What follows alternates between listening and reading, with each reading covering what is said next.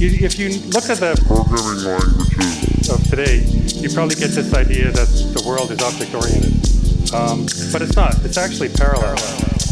You've got everything from the lowest level, like multi-core machines, and up through networking and so on and so on. But it gets all the way up to users, who knows, planets, the universe. There's all these things that are happening in the world. And yet the computing tools that we have are really not very good at expressing that kind of worldview. And that seems like failing. But we can fix that if we understand what concurrency is and how to use it.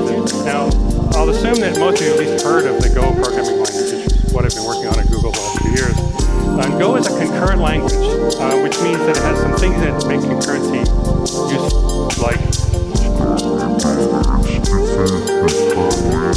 the ability to communicate between things that are executing concurrently, and it's got this thing called a select statement, which is a multi-way concurrent control switch. If that doesn't make any sense to you yet, don't worry. But when we announced Go, which was about 2 years ago, all these programmers out there said, oh, concurrent tools, I know what to do, I can run stuff in parallel. Yay! But that actually isn't true. Concurrency and parallelism are not the same thing. It's a commonly misunderstood problem, and I'm here to try to explain and to show you that concurrency is actually better. What would happen to these people who were confused was they'd take a program, they'd run it on more processors, and it would get screwed. And they think this is broken, it's not going away. But what was really broken was the worldview, and I hope I can fix that.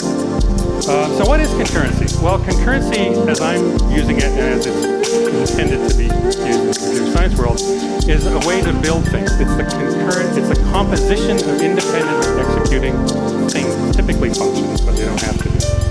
And we usually express those as the interacting process. And by process, I don't mean a Linux process. I mean the sort of general concept that embodies threads and coroutines and processes the whole thing. So think in the most abstract possible sense.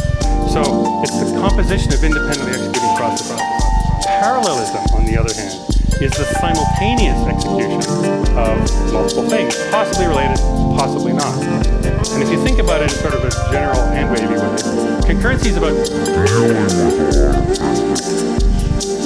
and parallelism is about doing a lot of things at once. And those are obviously related, but they're actually separate ideas, and there's a little confusing to try to think about them if you don't have the right toolkit. So one is really about structure, concurrency, and one is about execution, parallelism. I'll show you why those are important. So concurrency is a way to structure a thing so that